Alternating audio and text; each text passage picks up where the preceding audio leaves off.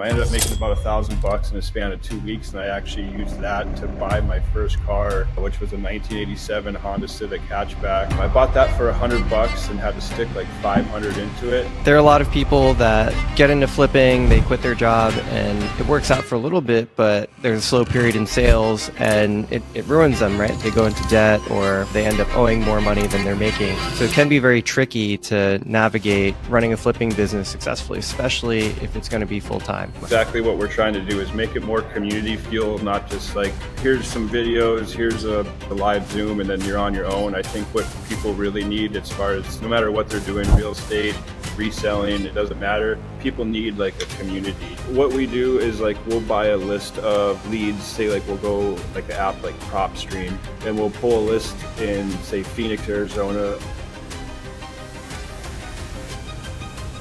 Welcome to another episode of the CouchPod. Today, I'm joined by Tanner Osborne, founder of the reselling community and a longtime flipper. Tanner, it's a real pleasure to have you with me on the pod today. Same with you. For our audience who may not have heard of you before, could you give them a quick introduction about who you are and how long you've been reselling and some of the other ventures that you've been getting into? Yeah, I grew up in a small town in Bismarck, North Dakota in the upper Midwest. Started reselling when I was 14 years old. I just got my permit and I wanted to get a car. I didn't grow up in like a wealthy family or nothing, so they couldn't afford to get me a car. So I had an idea. I grew up working on a farm with my grandpa until he passed away, so I was very mechanically inclined. And it was actually fall cleanup. I think this was like 2011, maybe 2010. It was fall cleanup week in my hometown. I was at the farm with my grandpa and we were coming back to town and we saw all kinds of stuff on the side of the road, like lawnmowers, snow blowers. So I told my grandpa, because he had a truck, I said, do you care if we go around town and see what we can find?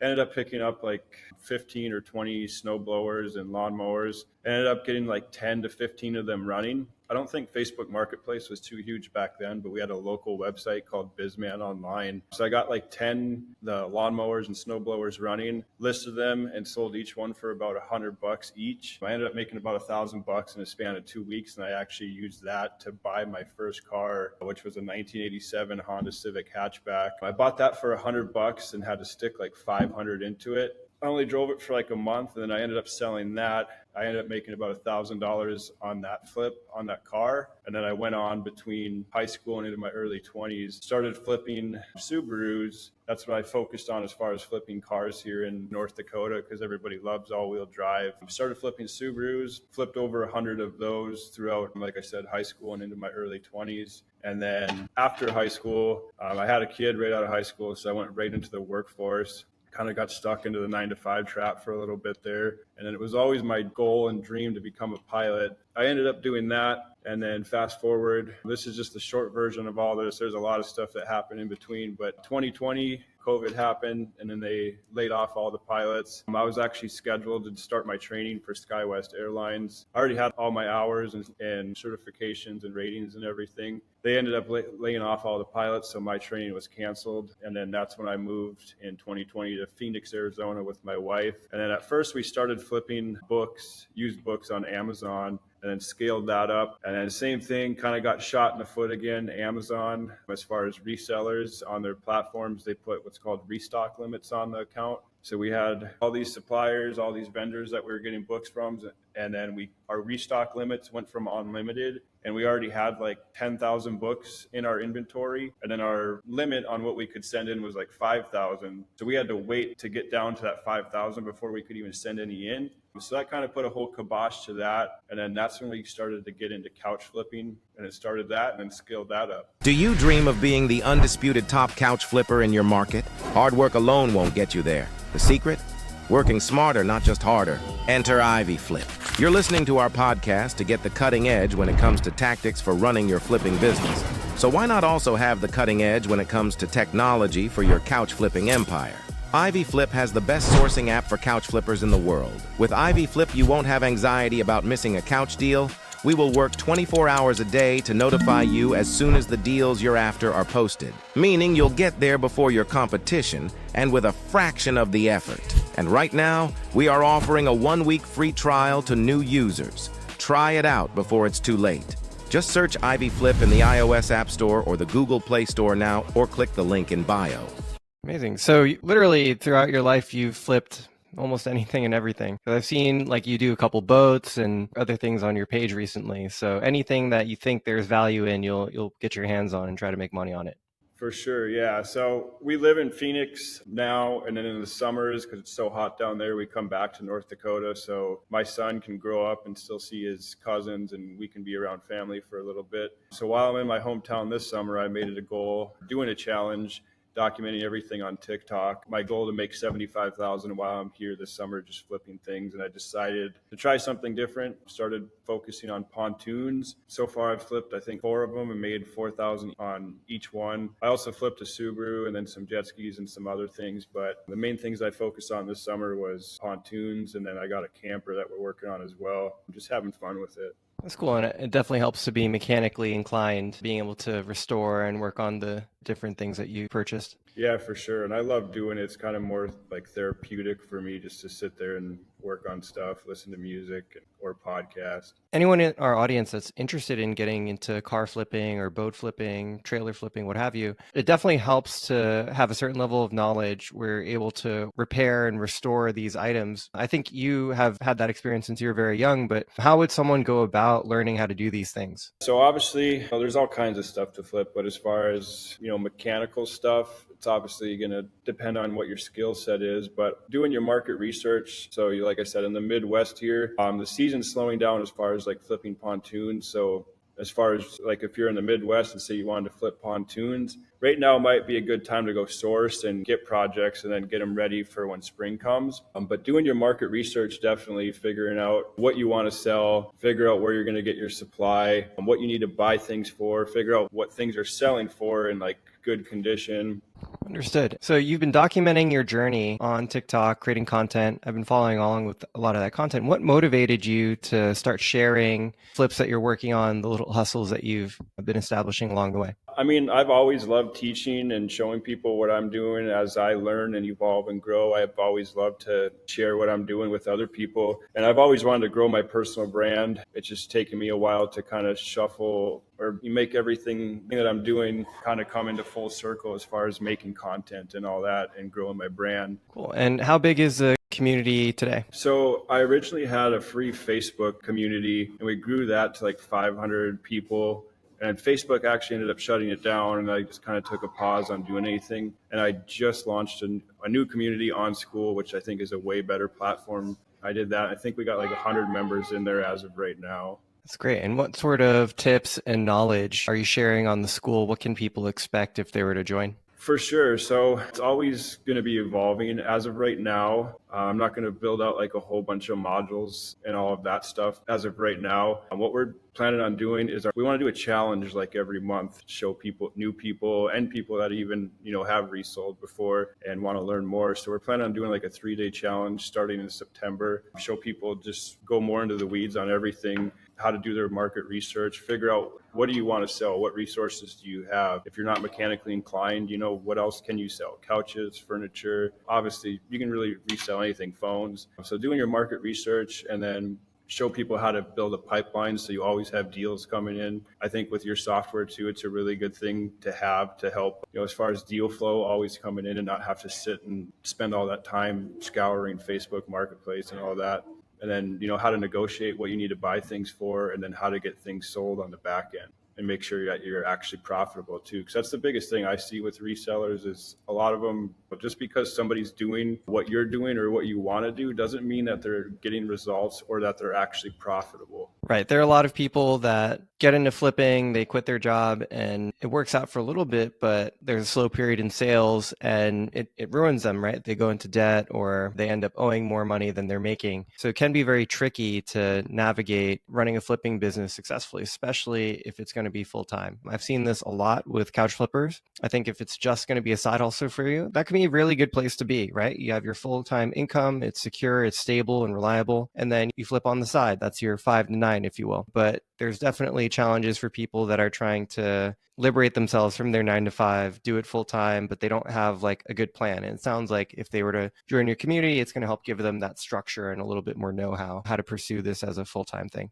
For sure. Yeah. And that's exactly what we're trying to do is make it more community feel, not just like, here's some videos, here's a live Zoom, and then you're on your own. I think what people really need, as far as no matter what they're doing, real estate, reselling, it doesn't matter. People need like a community to be around that just help motivate you, bounce ideas off each other, and just keep each other motivated. Absolutely. That's a huge, huge deal. In fact, I think part of the reason why couch flipping is so interesting to us as a company and so many people that get into it is that there is this community. There are other people, not necessarily in your city, but in the United States and Canada, that are going through what you're going through. And you don't have to figure out everything on your own because there's someone else that's also running this kind of business, trying to learn and grow. And as they have successes and failures, they share that knowledge with everyone else in the community. Yeah, for sure. So what are some of the things that you're doing to help facilitate that community? Are there like discussion threads, or is there like a forum, or how's the group structured right now? Yeah, like I said, it's going to evolve, but since we just launched, right now you come in, we have discussions, a classroom where people can collaborate, ask questions. We're planning on doing one call every other week, like a Q&A style, and then, like I said, a 3-day challenge once a month, pretty much walking you from start to finish as far as, like I said, market research, figuring out what you want to resell, how to build up a pipeline so you always have deals coming in, knowing what to buy things for, and then where to sell things, how to make a good listing, and just make it a smooth process and make sure that it's always working. Super interesting. And given your experience flipping so many different things throughout the years, what do you think is the same between flipping different items, and what do you find is different, like as you try to flip new items? I'd say what's different is obviously profit margin. So like if you're going to flip a phone, you might make $100-200 versus say like flipping a car or a pontoon. For example, the average profit I made on each pontoon this summer has been 4,000 profit on each one, and that's usually like a 2-week turnaround from getting it. Some of them didn't really need much work at all, just like vacuum and fresh gas and clean it up and then have it sold. There was one that I got that took a lot of time, but that's where I got to make a lot of content out of it. And then that's what's really helped me grow on TikTok. But I'd say obviously the profit margins and what's the same. I mean, the fundamentals as far as flipping anything are really the same as far as, where are you finding your deals at? I call it a pipeline, always making sure you have a pipeline of deals coming in. For example, using your software, even say I'm flipping couches and somebody lists a couch today for $1,000 even, I would still message them and then just keep it in my pipeline. And 1 or 2 weeks later, say it's still listed. What I always say is the fortune's in the follow-up. Just because somebody lists something today for a certain price doesn't mean it's going to sell for that. You stay consistent following up, you'll end up, sometimes people will just list that couch then for free. And if you have that in your pipeline and you see it, I've had that happen lots of times when we were couch flipping down in Arizona full time. I'd have a couch in my pipeline where, like I said, somebody listed for $800 or $1,000 or whatever. And all of a sudden their timeline runs out. Because you got to think, why is somebody listing something for sale in the first place? Chances are they want it gone, they're moving. There's a number of reasons. But as far as couch flipping, usually it's because somebody's moving or they're getting a new couch and they have a timeline. So most people will list their couch like 2 to 3 weeks before they're moving or before their new couch comes. So if you just stay consistent following up with them and that couch hasn't moved yet, I mean, you can get a really good deal on it or potentially even free. Absolutely. It's really interesting to me that you've been flipping these pontoons, making about $4K per pontoon. Some of them relatively little work. Others, you had to get your hands a little bit dirtier, put some elbow grease in. I understand why there's an opportunity for flipping couches, exactly what you just said. People moving, they just want it out of their house, and then it's time to get out of their apartment. And so that $800 price tag that they initially wanted goes all the way down to, I need this out of my apartment today. If you can come get it, it's yours, right? So what creates similar opportunities for pontoon flipping or the cars that you flip? Like, how are you able to consistently get these $4,000 per flip? For example, the car that I flipped a Subaru because, like I said, in North Dakota, a lot of people love them here because it gets cold in the winter. It snows a lot. People love the all-wheel drive. When I first got to my hometown, it was the beginning of May. I was already like scouring Facebook Marketplace before we came here to kind of get an idea and build up that pipeline already before I got here. And that's how I found the Subaru. For example, the guy had this one listed already for like a month and it needed new head gaskets. Like I said, as far as me, I'm mechanically inclined. I can tear apart an engine and put it back together. Most of the Subarus that I did flip throughout high school and into my early 20s, they all needed head gaskets. It's just a common issue on Subarus. You can get the parts for like $300 and then usually have the job done in 6 to 8 hours. But as far as like the Subaru, for example, he had it listed for a month already, and I just don't think there's a lot of people that either have the skills to do that or want to do it. So that was just as far as like that opportunity. He couldn't sell it, so offered him $1,500 and then got the parts, fixed that one up. That one did take a while to sell. I think the used car market, this is just my opinion, maybe other people I'm sure are killing it, but I think just the way the government, they're pushing more electric cars, so older gasoline cars are a dime a dozen nowadays. You can get them pretty cheap. That one did take a while to sell. I still ended up making like $2,500 profit. I was hoping for more, but as far as the pontoons too, as far as finding deals like this, same thing. It's just, if it's say a pontoon, it needs a little bit of work or something. I just think people are afraid to put the elbow grease in, and people want turnkey stuff. So that's why I think there's a ton of opportunity no matter what you flip, whether it's couches, boats, jet skis, cars. If you're not afraid of putting a little bit of work and elbow grease, there's a ton of opportunity out there. And the harder it is to flip the thing, the more technical knowledge is required to actually get in and be able to do the flip. The higher the barrier to entry, the less competition there is for those deals. And so it's a little bit of a double-edged sword. Yes, it's going to take you more time and energy to learn what that thing is and how to flip it. But if you develop that skill set, then the likelihood that someone else is going to be competing for those deals is lower. So there's probably a happy medium, right? Like if I know, for example, some couch flippers where they primarily focus on things that you have to repair. There's damage to the frame, it needs to be reupholstered, or something as simple as they need to stuff the cushions, like refill the cushions. Because a lot of flippers will pass on those deals, and virtually when these deals get listed on Marketplace, they virtually have no value. So they're able to come get it for like $0, $50, and then needed repairs and flip it for $500-$600. And that's just kind of their niche. It takes a little bit more time and energy, but very profitable, and there's no one else competing for those deals. Yeah, 100%. When I first started my YouTube channel down in Phoenix, Arizona, I was mainly just pumping out content solely around couch flipping. And a lot of people in the area that were also couch flipping were getting mad at me and saying, you need to stop posting all that. You're letting out all the secrets. But I've always just have an abundance mindset, and there's enough to go around for everybody. And my thought process has always been like what you said, is not everybody that gets into reselling wants to quit their job or scale to $100K a month. Somebody might just want to go flip a couch, like you said, that needs a little bit of work to make some extra grocery money for the month. So like I said, there's a ton of opportunity out there. Not everybody wants to do this full time or scale to the moon. Yeah, we've been in the flipping space now for about 2 years. And obviously we run this podcast and we create content about flipping. And trust me, we have gotten a lot of flack over the years for the exact same thing. Like, you're letting the secret out, you're getting people into flipping. What's funny is that in the middle of 2024, I guess in Q3 2024 now, I rarely get this criticism anymore. So at the beginning of the year, lots of people, Ivy Flip, you guys are ruining flipping. You're getting more competitors in the game. It's never going to be the same, yada, yada, yada. Virtually none of that criticism nowadays. And I think now it's because people have real problems. And those real problems are the influx of scammers on Facebook Marketplace, accounts getting banned, views on listings being depressed as well. Now people have real problems with their flipping side hustle, and they're not so worried about the competition. The competition complaint has kind of dried up. I'm wondering if you've seen anything similar in your world of flipping as well. As far as like everything you just said there, yeah, there's a ton of scammers. Facebook's definitely cracking down, even OfferUp too, as far as like even trying to list stuff, getting taken down or getting your account shut down. That's something like, as far as the flipping world, long term, what I've always been talking to my wife about too, is like something that I love to do for the flipping community and just people that want to buy stuff too. A lot of people don't, I'm not saying this to put scarcity, like don't do it, but a lot of people don't want to buy on Facebook Marketplace nowadays, for the fact like there are so many scammers, and the scammers are getting really good too. Like, I see it even in my hometown here. Somebody will go list a couch on Facebook Marketplace real cheap and then list it to like local Facebook groups too. And then they'll do the whole thing. Hey, I got a ton, you'll message them on it and then they'll say, yeah, I got a ton of people interested. If you can send me a deposit on Venmo, $25, I'll hold it for you and give you the address. And they go and do that 100 times and then rake in $1,000 probably in an hour.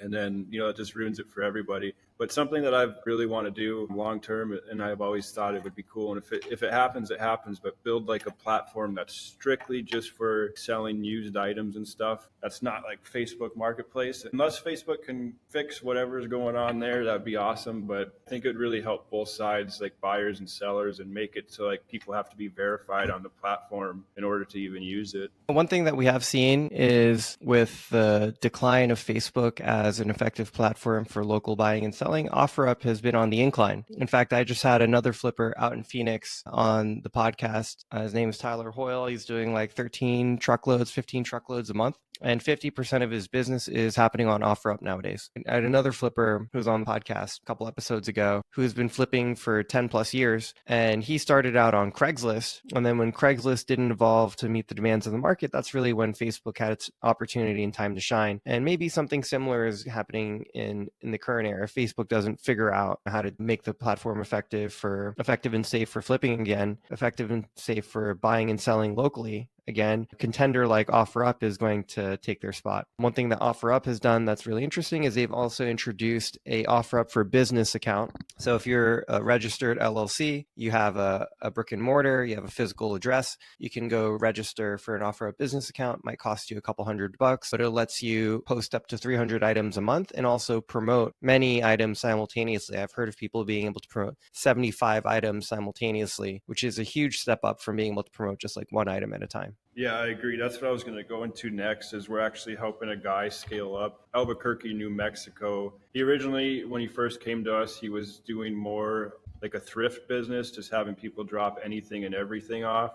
So there's really no rhyme or reason. And then I helped him focus in on couches. I think he's doing like, people call them like bins, like people have the bin store, get like pallets from Amazon or whatever. He implemented that as well. So we're helping him scale to $50K a month. And that's actually something that we had him do is set up a business profile on OfferUp. Because I think they just launched that like a few months ago, within like the last 6 months or whatever. Had him set that up, and then he's been crushing it as far as getting his stuff sold now. Because he was having that same problem too, listing stuff on Facebook Marketplace and then just listing stuff on OfferUp as just like a regular individual account. And we had him do that, and then he's been crushing it now. Absolutely. And Ivy has also come out with a cross-listing tool that lets you list on Facebook, OfferUp, Craigslist, and your website, all with the click of a button. And a lot of our flippers that are seeing success on OfferUp are taking advantage of that tool, because if you have to go create each listing individually on each platform, that's going to take you a lot of time. But if you can do it with a single button click and it's automated, then you might as well give it a try. Do you notice any difference between flipping in Phoenix and North Dakota? Like, what are the differences in the market, and what have you done to adapt to that? Phoenix, as far as like, let's say couch flipping, like what I was doing down there's a lot more supply circulating down there than there is here as far as couches. You could definitely still flip couches here. It's just probably not going to be as lucrative.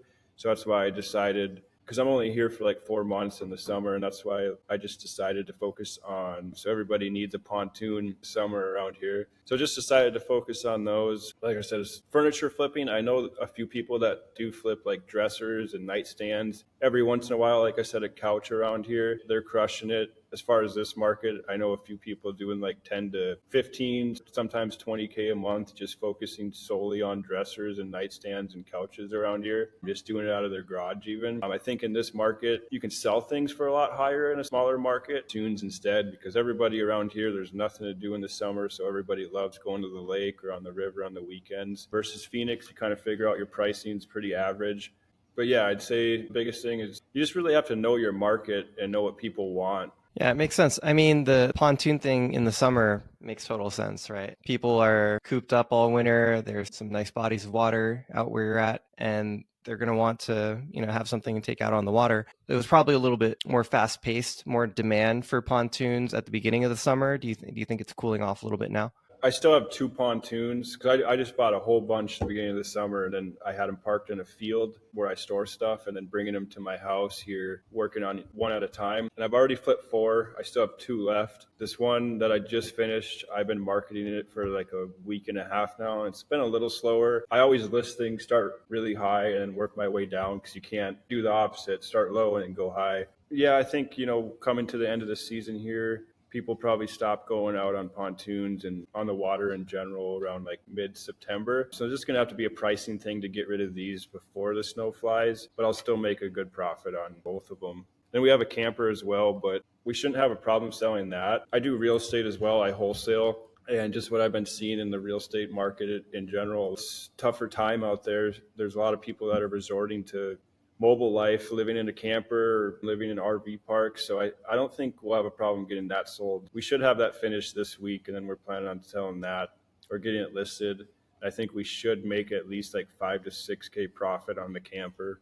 Given that like the peak season for boating is about to come to an end, do you have any plans to maybe buy more inventory as summer is closing because you can get stuff for a really good deal and then just holding on to it until next year?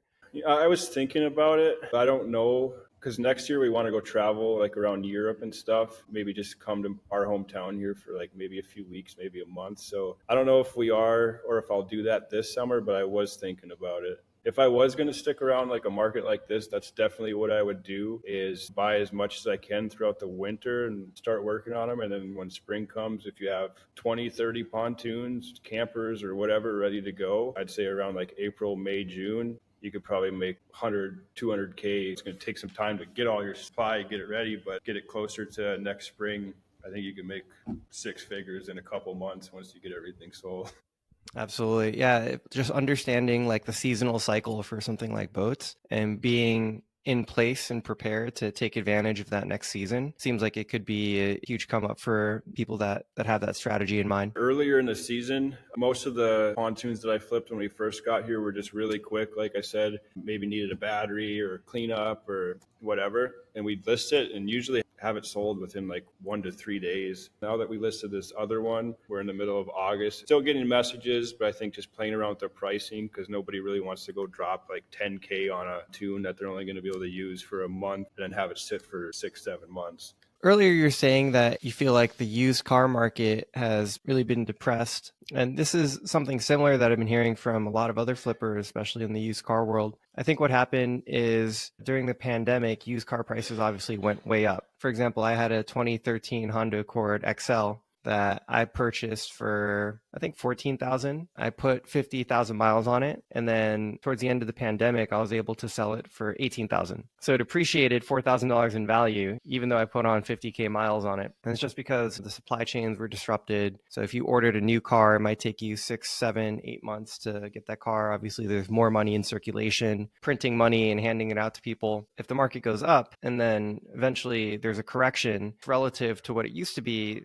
the market is going to feel depressed. But also, I think like markets are just generally depressed now. Like people are buying cars and then cars brand new, and then they're losing 50% of their value within 2-3 years. So you buy a car for like 60 grand, 2-3 years later, that car is only worth 30 grand. And that's putting massive pressure for consumers against their banknotes. They can't liquidate, they can't sell that car. It's just too much of a loss on value for them to take. Are you seeing something similar when it comes to your ability to buy and sell used cars and make flips nowadays? Like, has the market changed for you in that sense? It's been a while since I flipped a car until this last one in May or whatever. I just noticed before when I would flip cars around this market, specifically where I'm at in North Dakota and flipping Subarus, I would get a Subaru like this last one. It was a 2009 Subaru Legacy. Got it for $1,500. Like I said, stuck like probably $500 total into it. And then I think book value on it was like $6,800. It took like 2.5 months to sell, and I only ended up selling it for I think $5,000 is what we sold it for. Tougher times on the auto world. Yeah, I've heard that from a lot of people. So you've been doing a challenge this month, been doing a personal challenge, right? And then you're going to do a challenge in your community next month. That's going to be your first community challenge. Correct, yeah. Just building up the free community right now, getting people into there, and then plan to do the challenge probably the middle of September. We don't have an official date yet, but we will put all the notifications inside of the school community. And how has the personal challenge been going? I find it really interesting that you're able to live in Phoenix for 2/3 of the year and then up and leave. Presumably you still have your house in Phoenix, right? You have all your normal expenses, but you're able to just switch markets totally and have income coming in while living in North Dakota. I think a lot of people would envy that flexibility and ability to kind of just up and move. Next year, maybe you want to go to Europe. So how have things been going generally with your challenge in North Dakota? And do you think that you would have had more success just staying in Phoenix? How's that all been panning out? Yeah, so it's going pretty good so far. Like I said, right now, what we have left, I have 2 pontoons. I got one of them listed right now. This is what we still have to sell. I have one that's listed, the camper, and then some jet skis. After we have all those sold, I think we'll be pretty close to our goal once all those sell. Even on the way we price things too, we run our numbers like on the high end, this is estimated what we'll get. And then on the low end, even after selling this stuff on the low end, plus everything else that we sold, we should be, I think, just like right under that 75K is what we, as far as like revenue, 75K like revenue, I think it'd be like 50,000 profit, somewhere around there after this stuff sells. But as far as like bouncing back and forth to, we have an apartment in Phoenix, just bought a duplex here in Bismarck that we're going to turn into a midterm rental. But just reverting back, not trying to get off track here, but as far as when I was flipping couches in Phoenix, what I started doing to get into real estate, specifically wholesaling in the beginning, was you're out picking up and delivering couches all day long, usually driving through different neighborhoods. So what I started doing, I got this app on my phone called Deal Machine. And basically what I do when I'd see a distressed house that just shown grass overgrowing, gutters hanging down, whatever, just garbage all over, I'd add that house to my list. At the end of each week, I'd usually add like 20 to 50 houses to it's called Driving for Dollars, but my Driving for Dollars list. So at the end of the week, I'd have like 500 new houses, so usually around 500 new houses on my Driving for Dollars list. And then what I would do is skip trace, get all those people's information, their phone number, email, and start reaching out to them and see if they want to sell their house. And then if they did, same thing, figured out my numbers, figured out what the house needed. I'd get it under contract, and then I'd essentially just flip that contract. I'd just go assign it to somebody that is a fix and flipper, and that's going to fix and flip it up and then make an assignment fee. So I do that as well, wholesale. And then have passive income from like you were saying earlier. I hold notes. Just getting into the weeds a little bit. I don't know if you know who Pace Morby is. So he has a big YouTube channel talking about real estate and all that. And his whole thing is like creative financing, buying properties like seller finance and sub two. So basically what I started doing too, I invested into his mentorship and then started learning about what's called wraps. So basically I'd buy a property. When I would buy it, it's called subject to. Basically, we'd leave the current mortgage in the seller's name and we would just take over those payments. Oftentimes, interest rates right now, if you go get a mortgage are like 8%. Most of the houses that we'd buy subject to, we'd be taking over somebody's payments with like a 2, 3, 4% interest rate. So I'd wrap their mortgage, I'd take their mortgage and then go resell with my terms. So let's say I bought a house with a 3% interest rate, I would go resell it for like a 6, 7, 8% interest rate. And then I get the cash flow on the note, whatever the difference is as far as the interest, if any of that makes sense. So I'll get passive income from basically just owning bank notes as well. Interesting. Okay, so let's recap this a little bit because there was a lot of interesting tidbits that came out there. So as you're on the move looking for deals, you're passing through houses, you're taking note of like which ones look like they could use a rehab, and then you reach out to the owners of those properties, you negotiate a deal, and then you basically see if they're interested in selling that house. And then once you know that they are a qualified lead for fix and flip, you sell those leads to people that actually fix and flip houses. That's one source of income. Essentially, yeah. So say I get a house under contract for 200,000 and let's say it need 40K in repairs, all fixed up. Let's say it's worth 350. If I have it under contract for 200, I'll go assign it to a fix and flipper for a higher price. So let's say 220,000, and then I'll make that difference. I'll make 20K, for example, just assigning the contract to somebody that is going to do the fix and flip. And what does it mean to get a house under contract? Like there's a selling agreement in place. Yeah, so you get a purchase and sale agreement with the seller, and then a clause that you have in your purchase and sale agreement is that you may assign this contract to a different entity, basically, for a profit. And then you just disclose that verbally and then written, obviously, within your contract as well. By the time that this purchase and sale agreement is in place, prior to you assigning it to another flipper, has any money exchanged hands? Like, do you have to put up the capital up front to get the contract? So you'll have to do earnest money to open escrow. So you'll get the contract with the seller, whatever terms that you or price that you agree on. and then you go to a local title company, one that's usually wholesale friendly and understands like what you're doing, and then open up escrow. So you have to put earnest money down, but most of the properties that I've gotten under contract, I usually just put $100 earnest money down. But there's ways, people that you can partner up even if you don't have earnest money. Let's say a seller wants 1,000 or 5,000 earnest money. You could even partner with somebody like me. That's what I do with a lot of wholesalers.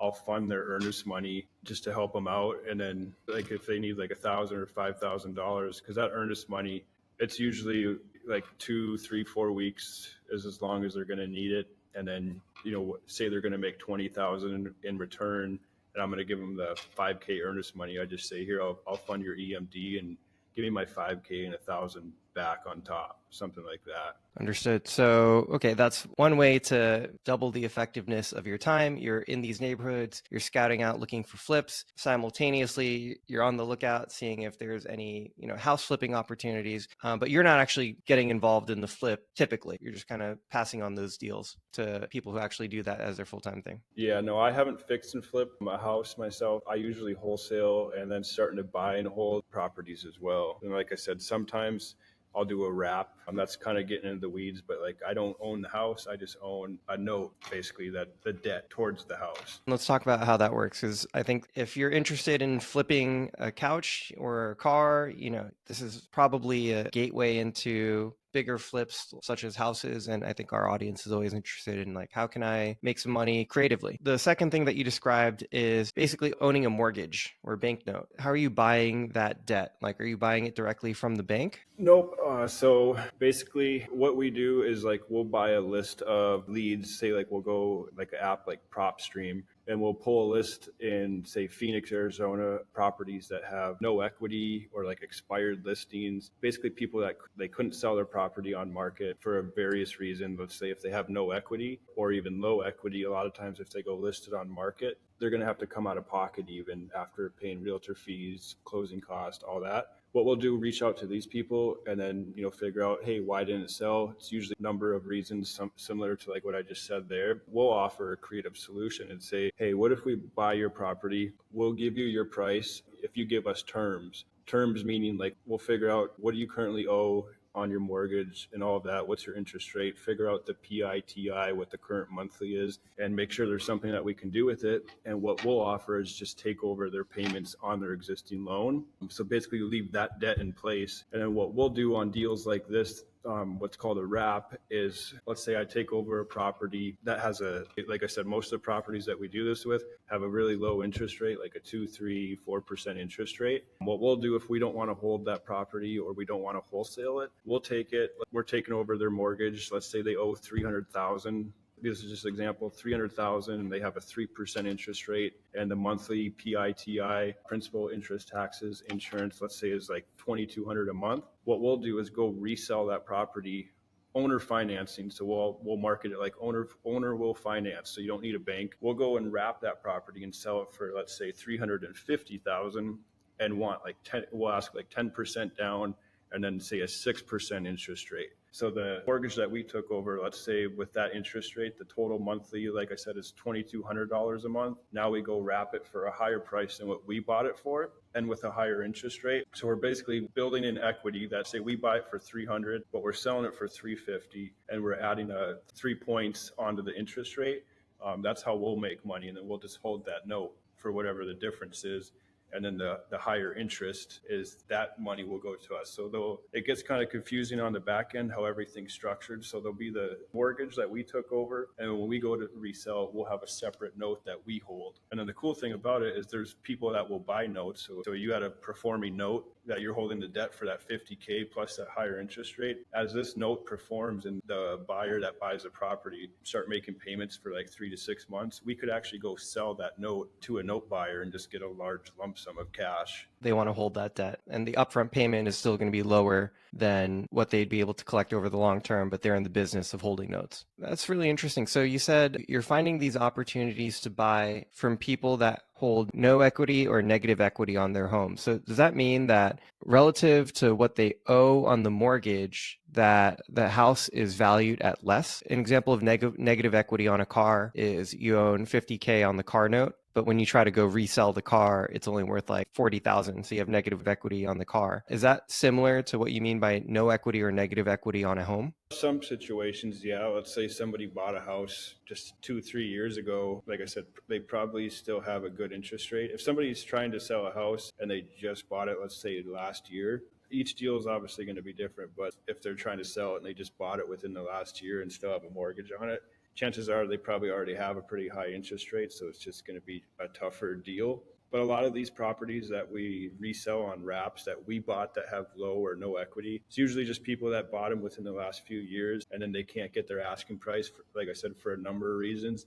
Even if they did, a lot of these people would have to come out of pocket after, like I said, paying realtor commissions, closing costs, all of that. So that's where we offer the creative solution. And then, like I said, basically what we do is we go resell it, but how we market it is owner financing. So they don't have to go to a bank, don't have to get qualified like that. We still do a qualification process because there still is Dodd-Frank laws and regulations that you have to follow and still have everybody underwritten. But that's basically like what we do as far as like selling properties on wraps. Got it. Okay. So the original seller of the house wants, let's say, $100,000 for the house. They're unable to get their asking price for whatever reason. You buy it at 100K, so you give them their asking price, and then you're able to go and sell it for, let's say, 120K plus a higher interest rate. And the reason you're able to accomplish that is because you offer owner financing as opposed to requiring the buyer to go through a bank. I guess the inherent risk here is that the person that you sell it to defaults on the loan, is unable to make payments. Yeah, but I mean, as far as you being the note holder, you obviously don't wish that upon anybody, but that's honestly like the best case scenario for you because then you just take it back over and redo the same thing. Chances are, depending on if they do default, how long they've been in it, let's say a few years down the road, chances are, well, they paid down that mortgage, whatever principal those years, and if the home appreciated a little bit more too, you know what I mean? It's really just like a game. Absolutely. No, it makes total sense. That's frankly why car repossessions are such a lucrative business, right? Like people start making payments on the car, they can't afford it, but then there's still equity in the car. And that's why banks are willing to give out risky loans because there's always equity in the car, there's always equity in the house. Asset-backed loans. Super interesting. So, I mean, you have your hands in quite a few different pots here. I guess, how did you start learning about these different things and these alternative methods of making money that we've just gone over, also part of the community that you've created? Yeah, so that's something I will be getting into more in my community is I get asked a lot from like resellers that reach out to me is like, how do I get into real estate? How I first got into it. So obviously read the book that everybody reads, Rich Dad, Poor Dad. That's usually like the start, I feel like, to most people's journey into real estate. So read his book and then just started changing my whole thought pattern about money and everything that we're not taught in school, debt, taxes and all that and leverage.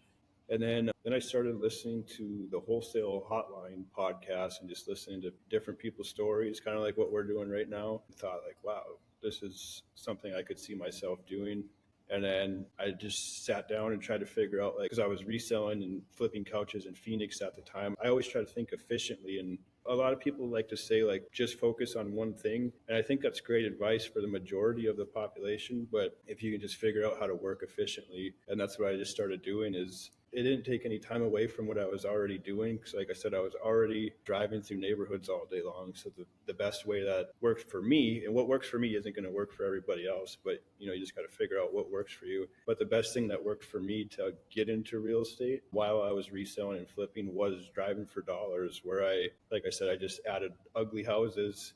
The saying is ugly houses, big checks. Just added ugly houses that I saw when I was driving around, and then same thing as far as like what everything I've been saying as far as reselling, started building up my pipeline of houses and basically, just calling, texting these people and then qualifying and disqualifying people. And then the ones that are qualified or showed some interest in selling, same thing. Fortune is always in the follow up. This is a true story. My very first day actually driving for dollars and cold calling people, I got a hold of this lady, said she was interested in selling, but she just said it wasn't the right time. She inherited this house from her dad. Long story short, I followed up with her for over 2 years, ended up closing that deal right before we came actually back to my hometown. I ended up closing that deal 2 years later after staying consistent following up, and made a $65,000 assignment fee.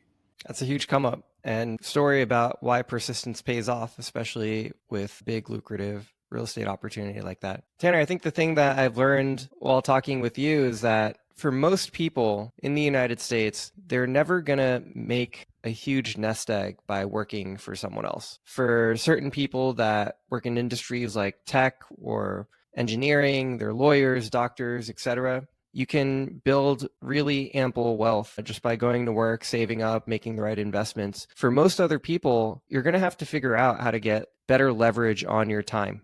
And the way that you do that is by having equity. And if you're interested in learning how to get more leverage on your time other than working for an hourly rate or a salary, Tanner Osborne is someone that you definitely should follow. So thank you so much for joining us on the pod today, sharing a little bit about how you've been making your hustles work for you, different creative strategies to be able to grow wealth for yourself. If you are interested in learning more about Tanner and following along with his community, we'll have a link to the community in the description below. And once again, Tanner, thank you so much for coming on the pod today and sharing a little bit about your secrets to success. Yeah, thanks for having me. It was a ton of fun. We'll definitely have to do it again. Absolutely. Look forward to following along in your journey and also connecting down the road to see what other things you've been getting up to.